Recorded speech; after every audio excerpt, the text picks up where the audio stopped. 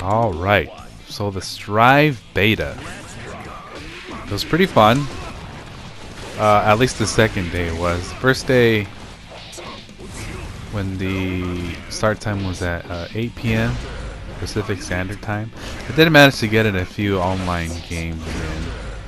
Just a few though, and then, but throughout that whole time, the game kept on crashing hard, and I believe eventually they, whoever was in charge ended up pulling the plug for the rest of the test period because no one could log in on the online lobby anymore. So yeah, the first day wasn't so good. Luckily, I did get a few matches. Some of them were okay in terms of playability and like online connections and stuff, but yeah, overall not a good start. But second day, day two, everything was working a lot more better. I don't remember the game crashing on me at all, so that was a plus. Although I did get booted from the lobby a few times, but it was nothing as disruptive as getting kicked from the from the game itself all the way to the PS home screen. There was a few laggy matches, but for the most part I had a really good experience fighting other people. One thing I did notice is that the online lobbies didn't have any sort of interface for other players' connections, and I wonder if they're gonna keep that. That's usually been the case where in modern fighting games you get to see what kind of connection your opponent has. But in the Strive beta, you didn't really know who had what kind of connection, because there was no indicator at all. And it all just came down to a matter of, can I connect to this player? That was another issue I found, that I didn't really understand how the whole connecting to the other player type of thing worked, outside of what the game introduces you to, because they had these avatars.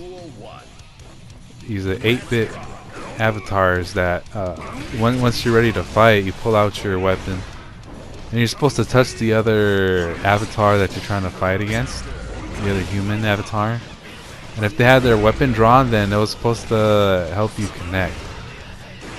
And for a while I thought that distance mattered, in terms of your avatar has to be touching the other one for the connection to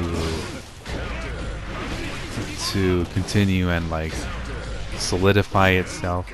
But later I saw that was not the case. I would get connected randomly to some avatar that I had touched like 5 seconds ago, and they were like a floor beneath me or something, and I was just like jumping around and stuff trying to connect and stuff. And I found that in one instance it did connect me, even though I wasn't anywhere near the avatar I had touched earlier. So it's kind of funky how the matchmaking system is, but it's something new. It's something fresh. I mean, as long as people are getting connected and playing matches, I'm not really gonna complain about it. I thought it was a fresh take on it. Pretty interesting. I remember in the other Guilty Gear games, the more recent ones, the matchmaking for lobbies, they took place on with avatars as well, but you would have to sit at a arcade console, and then someone would have to sit on the opposite side from you in order for the game to match you up. So now it's different now.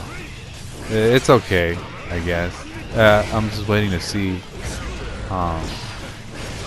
I do remember reading that the matchmaking is going to change from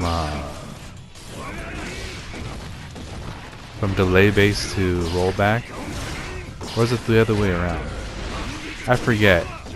Anyways, whatever they end up doing, I wonder if it'll make the system more smoother in the end. We'll have to wait and see for that. Something else that caught my eye was the ranking system that they use to separate players at different skill levels. So comparing it to something like Street Fighter V, where you gain enough points to raise your rank to another title, and therefore fight people that are on the same rank as you. In the Strive beta, people are separated in between lobby floors.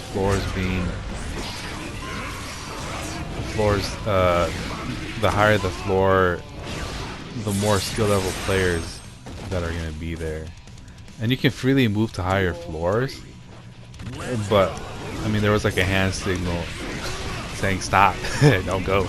This is your floor, this is where you should, you know, stay in. Fight people of your skill level in order for you to grow. That's what I got from it. So it was interesting to see that tied to floors instead of ranks in terms of skill level and separating players. I thought that was nice. It was a pretty nice and interesting thing to do. Overall, it was a pretty good experience, and I had a lot of fun.